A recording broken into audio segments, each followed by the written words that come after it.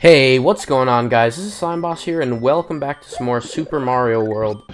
Last time we finished the entirety of the main campaign. We defeated Bowser 2 episodes ago, but we defeated the secret exits, and we got all of the 96 exits, or the secret worlds, I should say. If you wait in the special world long enough, you will start to hear the original Super Mario Bros. Theme inside of the special world theme. Here it is.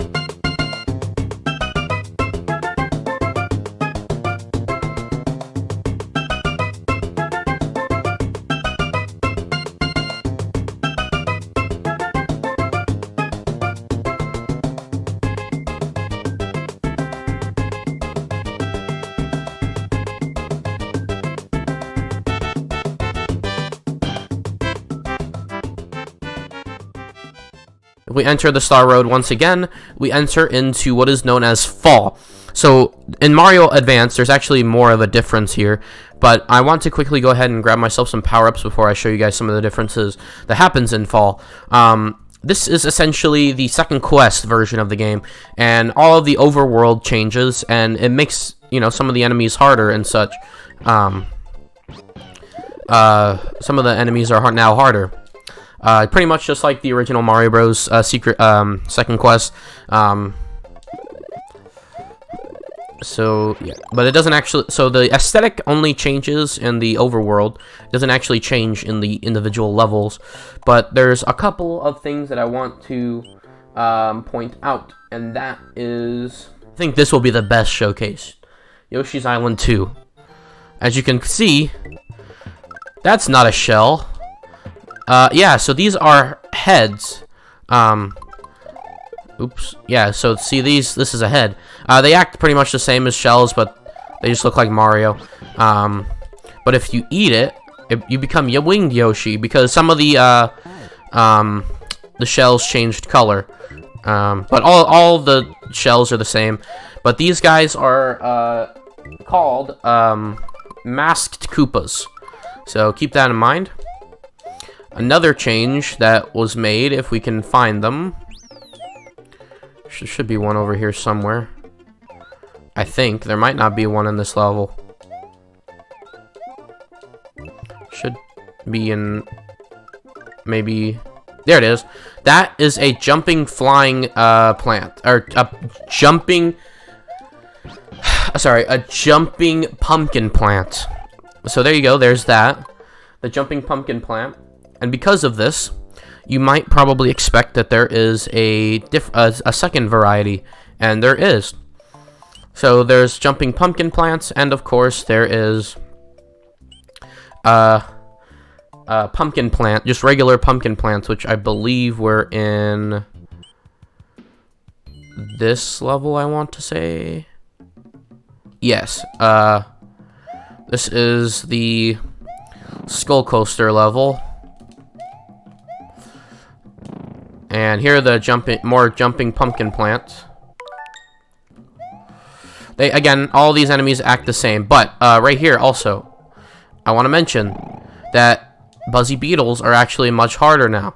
So if we hold this for a second here, eventually over time in the base game, Buzzy Beetles will come out of their shell, and most enemies do this if they're inside their shell. But Buzzy Beetles now will not shake when they come out of their shell. They just usually they just shake to let you know, hey, it's about to come out, but not anymore. I wonder if I can jump on the blargs with Yoshi. You can, which means you probably can spin jump on them as well. But yeah, so you have that, which just again makes the game slight bit harder. Pretty much essentially like second quest. Second quest just replaces them. And here you go. Here's the regular pumpkin plants. And the final enemy change. Well, obviously, I forgot to mention there's also a para version of all the masked Koopas. Should mention that as well. But look at there. That is a Pidget Bill. Pidgets are actually returning from Super Mario Bros. 2. But again, they're just reskinned Bullet Bills. But I wanted to make a note of something because I think it's in this level somewhere. Which I can show off.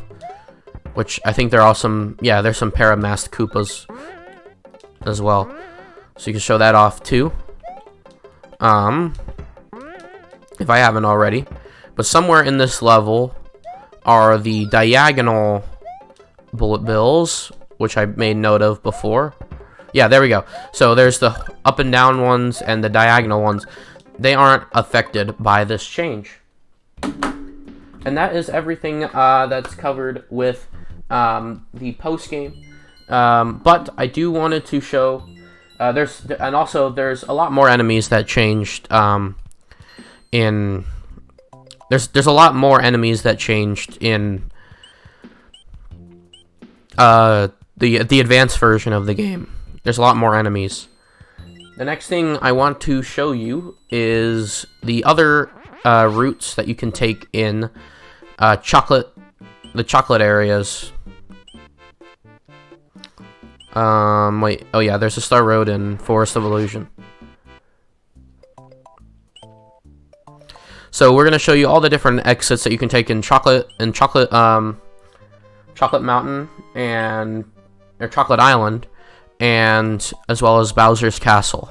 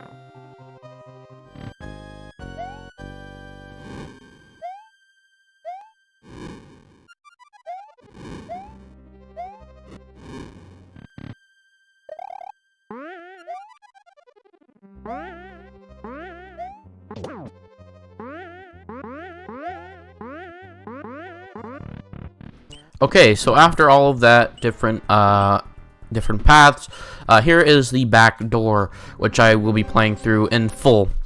So I think this might just be the last area with maybe like a slight difference, but yeah, it looks to be that case. So I guess we aren't gonna fight Bowser again because there's literally no purpose in doing so.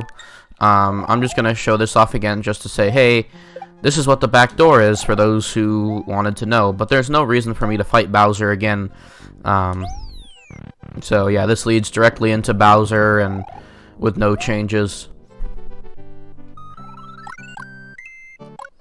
Okay, so by selecting 2-player game, you can go ahead and open up a new save file with 2 players. So essentially how this works is that you play a level, let's say Outrageous, and sorry about if the audio sounds crusty. It's just because I disconnected my Switch from the dock and now it sounds weird. And with that, now you switch over to Luigi. Okay, so now we'll just play Outrageous again and kill ourselves. So essentially we just take turns. While we're killing ourselves here multiple times, I want to show off some differences in the sprites here. So let's go ahead and, well, I need to kill Mario, so Mario's the one that's going to get the game over.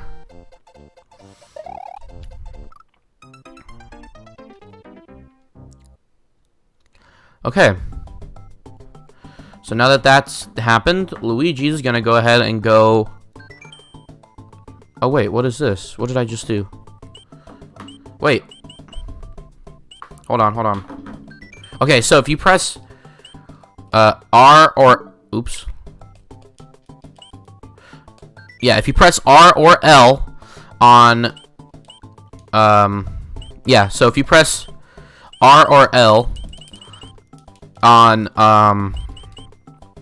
the person who's not playing's controller, you can trade lives and give each other lives. So I'm going to give Mario all of the lives here, because for some reason I thought this happens when you game over. Pressing start will confirm it. And now we're going to take Luigi over to top secret area, because I wanted to show you guys something special. So you guys notice that Luigi just seems to look like Green Mario, and that's pretty much how he has been for years. But Super Mario World is probably one of the most infamous games to have a different sprite for Luigi. Pretty much any incarnation. Wow, that is pretty crusty. Luigi is known for having a different sprite for pretty much any game he's featured in. So this is what he looks like. He's just Green Mario. In his Tanooki form, in his Fireball form, he's just green overalls. Here's what he looks like on Yoshi. But on screen right now, you're going to see all of the different forms of him.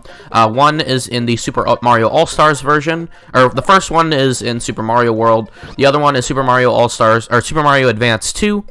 The next one is Super Mario All-Stars plus Super Mario World. And finally, Super Mario All-Stars plus Super Mario World. And finally, Super Mario Maker. So that should be 4, right? So you have the original Mario World, you have Mario All-Stars, Mario Advance, and then Super Mario Maker. And each incarnation of him, he has a different set of... He has a different set of sprites, which is just so weird and odd. Okay, switching back to Mario here. And to kill ourselves once more. And we haven't even shown the game over screen just in general yet. So here's the game over screen. It plays a nice little tune. You probably know this from like Mario Lo-Fi. But upon death, Luigi is forced to give at least some of his lives over to Mario. And how that works is Y goes to Mario, B goes to Luigi. And yeah, that's pretty much the extent of the multiplayer. But yeah, that's pretty much going to do it for this part of the bonus video. Of course, now we're going to move on to obviously, the fun facts. This time around, I actually have a lot more fun facts for you. And all of these fun facts were provided to me by the Super Mario World Did You Know Gaming video, which I definitely recommend you check out if you want to get all the original information and sources. So this is just sort of the smaller bits and pieces that I thought were interesting to mention. Super Mario World started out as a remake of Mario 3 just to sort of test out the new system and the new engines, new vibrant colors and art. So there's actually screenshots out there of the raccoon leaf and enemies such as a regular Goomba from Mario 3, which I thought was quite fascinating. On screen right now you should be able to see those images. However, I don't know where the sources are, so that's why I'm going to be linking the Did You Know Gaming video in the description, so you can find those. But I thought it was pretty cool that you could see the raccoon leaf working in Mario World. And this is sort of a follow-up to what I was saying about the whole power-up situation, where pretty much every new Mario game except for New Super Mario Bros. DS has some sort of flying ability, which is, you know, why don't you just reuse the raccoon leaf or reuse the cape or something? But they have to have a new one every single game.